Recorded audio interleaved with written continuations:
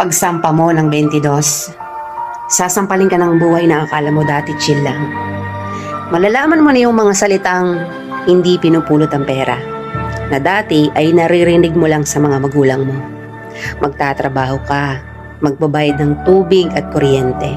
Tapos trabaho ulit, paulit-ulit. Mamimiss mo yung batang ikaw, musmos, walang alam sa mundo. May mga gabing bibilangin mo ang oras ng tulog mo kasi akala mo makakatulong ito. Gigising ka para kumayod, umanap ng pera. Perang akala mo sapat na.